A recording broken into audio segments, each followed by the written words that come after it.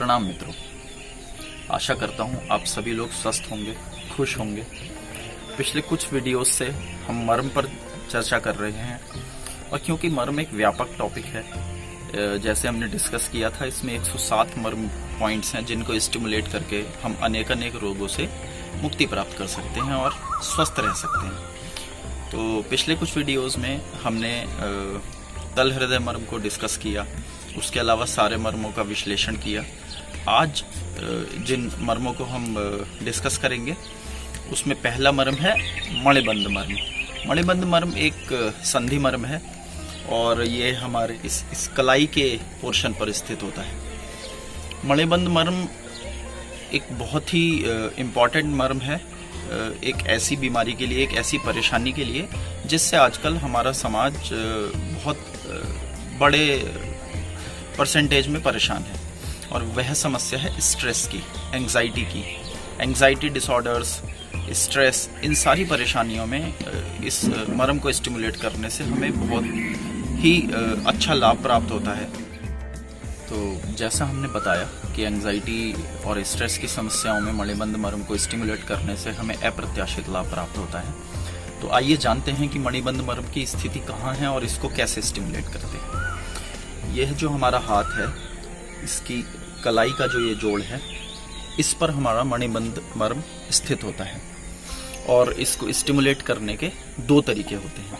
पहला तरीका तो ये है कि हम अपने इस मिडिल फिंगर और इस अंगूठे की सहायता से अपनी इस कलाई को इस प्रकार से पकड़ें और जो ये हमारी अपर हैंड है, फिंगर्स हैं, इस रिस्ट को हम ऐसे ऐसे फ्रीली मूव करें।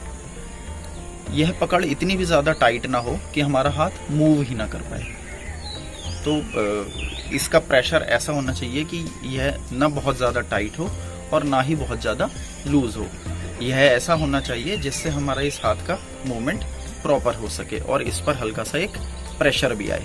या फिर दूसरा तरीका जो इसको स्टिमुलेट करने का हो सकता है या होता है, वह है कि हम इस प्रकार से इसको पकड़ें, अपनी कलाई को। ये आप इधर से देख सकते हैं, ऐसे ऐसे, और यहाँ से हल्का हल्का इसको प्रेशर अप्लाई करें, इसको दबाएं। हमारा जो स्टिमुलेशन का टाइम रहेगा वह 0.8 सेकेंड रहेगा, जैसा मैंने पिछले वीडियो में आपको तल हृदय मर्म के स्टिमुलेशन के दौरान भी बताया था। इस मर्म को स्टिमुलेट करने से हमें एंग्जाइटी और स्ट्रेस की समस्या से निदान प्राप्त होता है। तो दूसरा मर्म अब जिसके बारे में हम आपको बताएंगे वह है शिप्र मर्म। शिप्र मर्म जिन जिन रोगों में लाभकारी है वह है हमारे गले संबंधी रोग, जैसे थायराइड की समस्या और एसोफेगस की समस्या, या किसी की वॉइस में हार्शनेस होती है, किसी की आवाज़ में कर्कशता होती है, या गले में खराश की समस्या। इन सारी समस्याओं में जिस मर्म से हम लाभ प्राप्त कर सकते हैं वह है शिप्र मर्म। और शिप्र मर्म की जो स्थिति होती है, यह जो हमारा हाथ है, तो आप देखेंगे इस प्रकार से यह उंगली और ये वाला अंगूठे से अगर हम सीधे जाते हैं तो ये एक एंगल फॉर्म करते हैं। तो इस एंगल पे जब हम आगे चलते हैं तो अगर आप हल्का सा यहाँ पे इस प्रकार से देखने की कोशिश करेंगे तो यहाँ पे एक गड्ढा है जहाँ पे हमारा अंगूठा पूरी तरह से फिक्स हो जाता है, ऐसे।